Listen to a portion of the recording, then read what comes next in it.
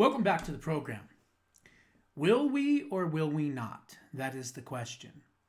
There has been a lot of rumblings, a lot of talk about the fact that we may now get into an offensive position and actually send out stealth bombers to help Israel absolutely once and for all destroy every single nuclear facility in the entire country of Iran. Now, what I can tell you is the Ayatollah is holed up in northwestern Iran next to the Turkey border. There is a possibility that he could try to escape into Turkey and possibly gain safe haven with Erdogan. I don't know. But they have said that they know where he is. He is likely not in control anymore of the country. He's not really calling the shots anymore. His last appointed person was the other day, and that person's already dead. Okay, so they replaced the chief war leader, and then that guy got killed, and then that guy got killed. So it's next man up. But what's I'm understanding is that the country right now is being led by a few extra military leaders that are still loyal to the Ayatollah and some religious clerics and mullahs. So what does that mean? That means that the regime is in the process of falling. Now, they have made an announcement that somehow tonight there's going to be some type of event that will be remembered for centuries. This is what's coming out of Iran right now. But I don't think that's going to be the case because the Israelis have destroyed over 65% of every single rocket launch facility and ability to send weapons into the sky. President Trump has said it. Netanyahu has said it as well. We, them, us, we own the skies over Tehran. Okay?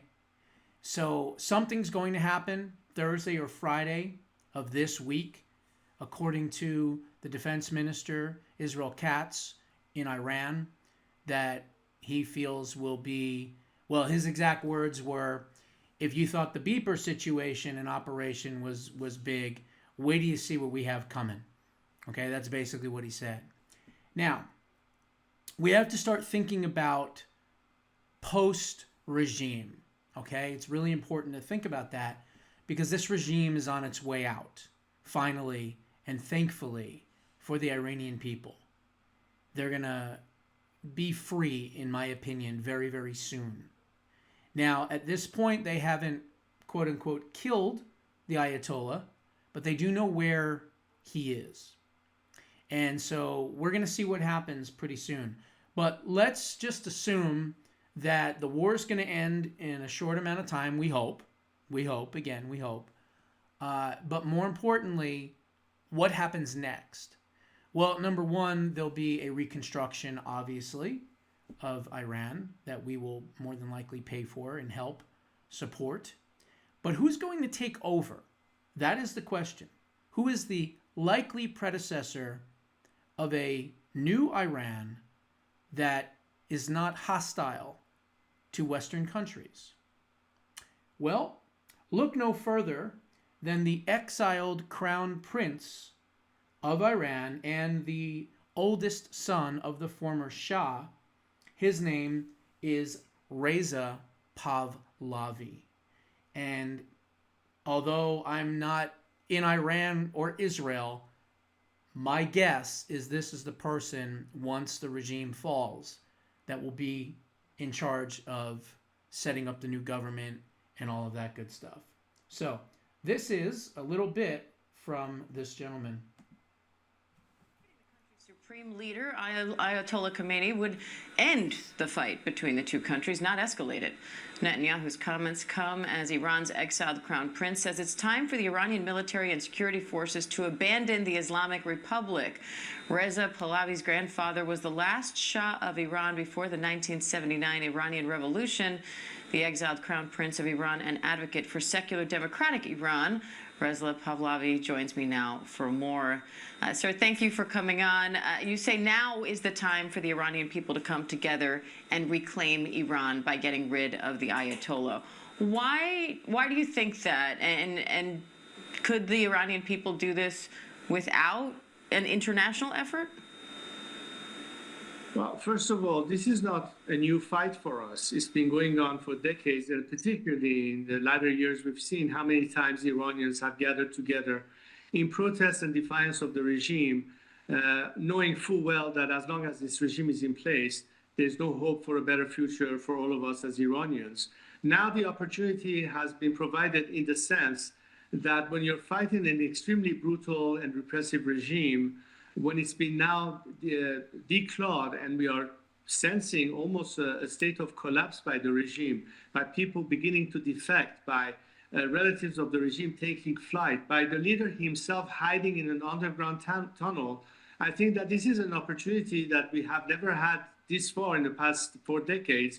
And this is the best opportunity for us to finally overcome this regime and get rid of it. So I think my fellow compatriots are energized in the fact that finally they can see light at the end of the tunnel, and all the martyrs and all the people we have lost in our struggle against this regime will not have died in vain. This is our moment in history to change not only the course of things in our own country, but something that I believe would also be to the best interest of the free world. There it is. Now, Reza Pahlavi has already signaled that he is willing to work with Israel, with America, with whoever, to get the country back on track and to no longer sponsor terrorism. We're witnessing history in the making as this is happening. I have also heard from some of the sources in Israel that I know that the military leaders that are left understand what's happening. They understand that they are sitting ducks. And more importantly, they have reached out to Pahlavi and they have said that we support you and we have pledged our allegiance to you. So this is a very interesting thing that nobody on the media is talking about, which is why I'm bringing this up. So I would assume that the regime will be gone in very short order. Okay, I don't want to predict an exact day, time, hour, minute, whatever, but they are basically sitting ducks. Okay, and you know, at this point, it looks like maybe President Trump is thinking about just ending it overall. I don't know, but there is the risk, obviously, of this war expanding. I think if they did take out the Ayatollah, you certainly would have a chance for this war to expand. So as I said yesterday, I'm hoping they capture him. I'd much rather see him captured.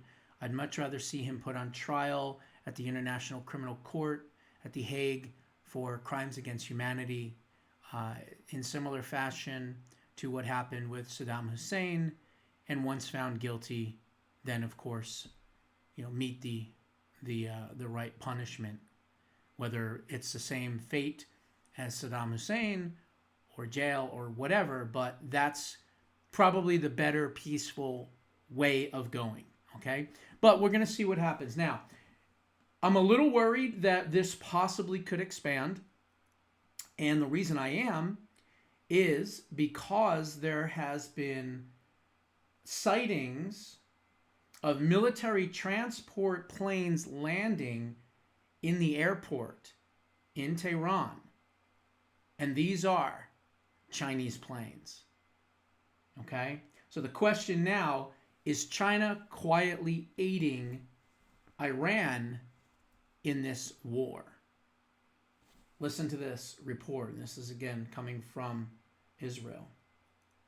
And as Israel intensifies its military campaign against Iran, a second Chinese transport plane has reportedly landed in Iran, sparking fears that Beijing is quietly bolstering its strategic ally. With Iran as China's largest oil provider, the escalating conflict threatens to disrupt Beijing's energy security and their economy, prompting speculation about the extent of China's involvement. Amid unverified claims of military aid and confirmed diplomatic support, the so-called Red-Green Alliance between China and Iran is under scrutiny. Could Beijing's economic dependence on Iranian oil and its anti-Western access push it to intervene in this volatile conflict? In the last 24 hours, social media reports have claimed that a second Chinese cargo plane touched down in Tehran following an earlier flight. These planes, allegedly carrying unknown cargo, have fueled speculation of military aid, with some suggesting drones, air defense radar parts, or other equipment. The claims remain unverified, lacking evidence like flight tracking data or other statements. However, the timing amid Israel's strikes on nuclear and military sites since June 13th, 2025, raises alarms about China's intention. Now, do not make this mistake. Iran and China signed in 2021 a 25-year security and economic agreement. So what does that mean? Well, it means that if the regime is gone, the agreement is gone, the oil is gone, which they were getting cheaper than anywhere else in the world. That was part of their debt trap diplomacy, whatever you want to call it, Belt and Road initiatives, whatever, because they helped do oil exploration in lieu of cheaper oil. And so with that being said, who knows? Maybe they'll somehow get involved in this. Gosh, I hope not. I pray they don't get involved. I pray North Korea doesn't get involved. I pray Russia doesn't get involved. I pray Syria doesn't get involved. I pray any other proxies, any other countries out there, none of them get involved. We've got to basically just destroy what we have to do and hopefully bring peace to the region and get rid of the largest state sponsor of terrorism. Now, a couple other things. I'm going to explain what I didn't get a chance to explain, because when you're live on Jeff's show, you've got callers coming in, you've got commercial breaks. We don't have any of that here. So I'm going to go through something, and then I'm going to end today with something absolutely terrifying, and I hate to say it, but it is what it is. So the first thing I'm going to do is I'm going to tell you how Israel built a secret drone army inside Iran that not only humiliated and defeated the mullahs, but it crippled their response to the attacks and, of course, to their nuclear program. Okay? It was in a 3-part strategy. Well, technically a 4th-part strategy, because the first thing you had to do is you had to wipe out the proxies. Okay? Everything changed, as I said, on October 7th. That's when Never Again became Now. Okay? And what they did on October 7th basically told Israel, okay, we're done with the proxies. We're going after the head of the snake. And so they systematically wiped out Hamas. They systematically wiped out Hezbollah. They wiped out the ability of these proxies and even the attack, with the Houthis and all that as well. So they got rid of the proxies. You notice Hezbollah, Hamas, the Houthis, the rest of them, they've all been silent. You know why? Because most of them are dead. That's why. Some are still around and they're in their place. They're in check and they're not getting involved. But the thing is that was the first step. The second step is this right here. Pre-positioned asset activation.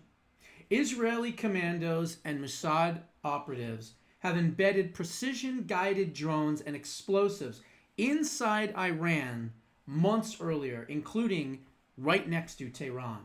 These dormant systems, hidden from radar due to their internal placement, were activated to strike air defense radars and communication nodes, overwhelming Iran's early warning system with low observable threats and triggering what planners call operational dislocation.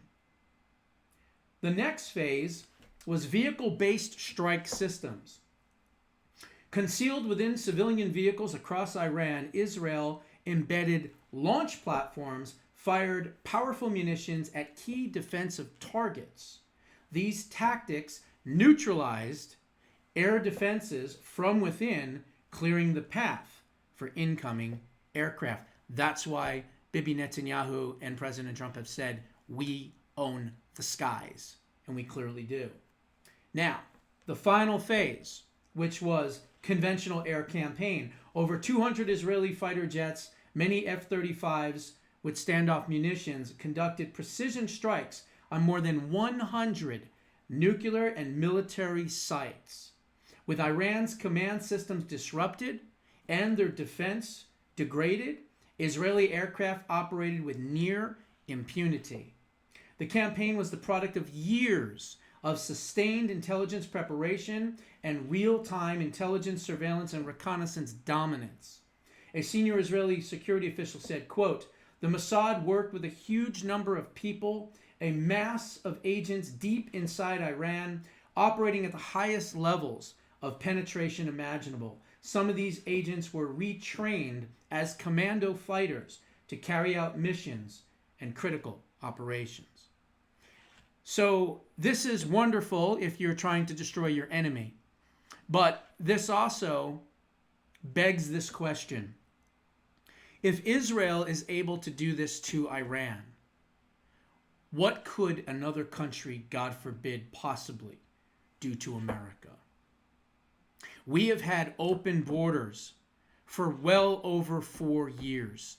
Hundreds, thousands, millions of people have come into this country unvetted.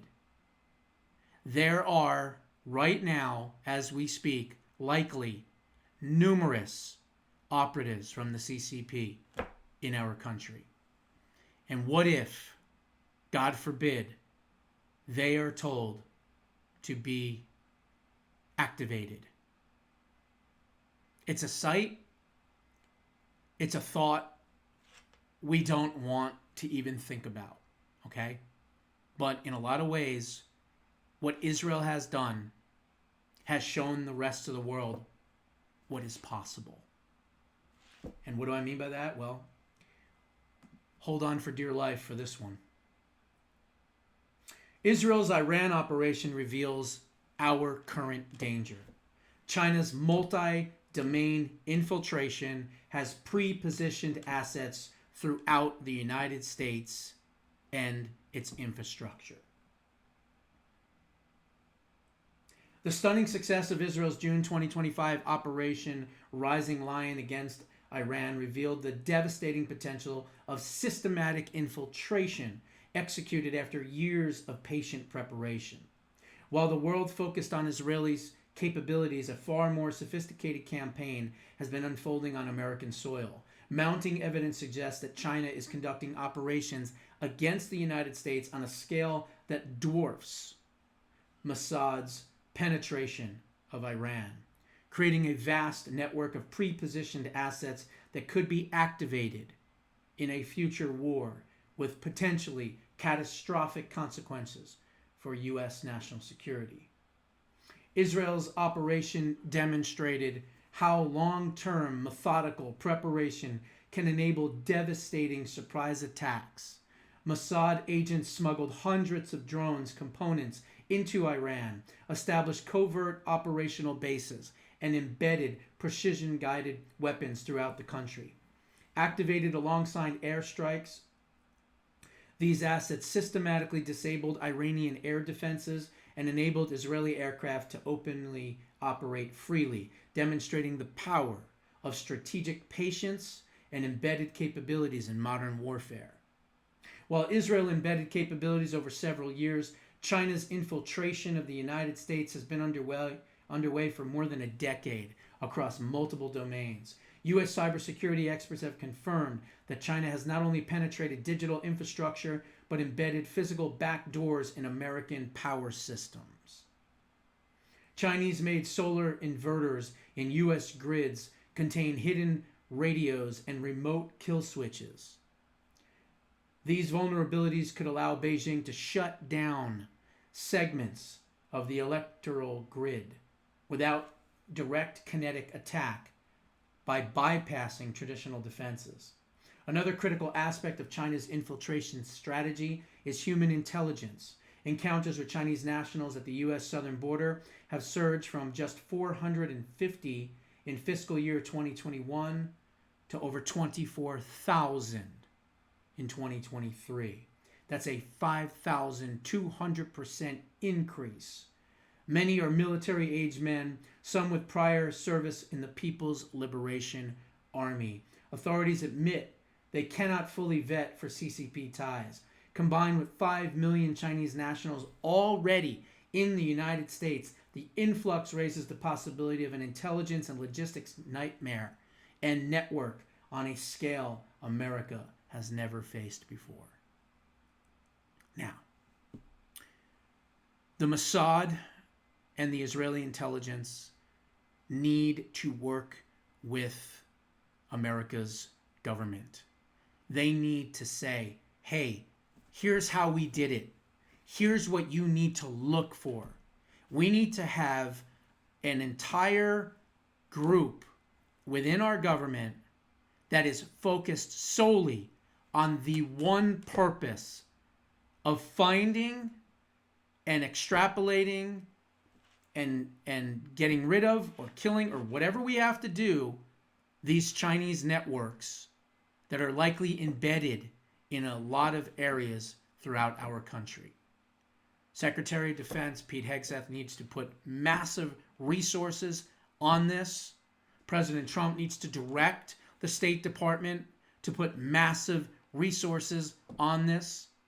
Perhaps we can call up some ex-spies, ex-intel people that are retired to help to formulate the plan and strategize and organize the plan on how to find where these people are. We need intelligence eyes from Israel, from the Mossad, from the CIA to, the new FBI. We need to concentrate on where these people are, and we need to stop them, get rid of them, neutralize them, whatever we have to do, and we better do it quick.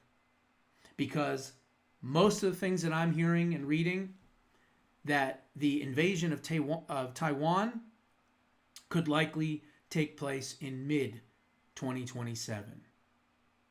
Now, at this point right now, we are likely safe. But are we sitting ducks? Well, according to a lot of the intel community, we might be. So pray for the United States of America.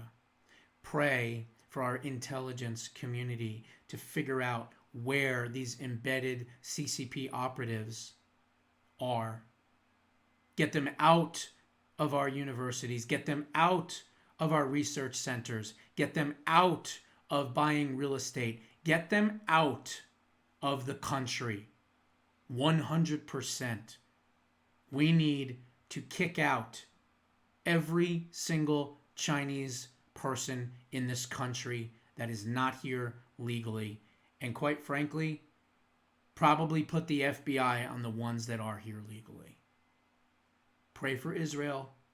Pray for this regime in Iran to be gone, and that peace and prosperity can come about in the golden age for everyone, including the Middle East. Those are my thoughts. What are yours? Put them down in the comments below. We'll see you in the next one.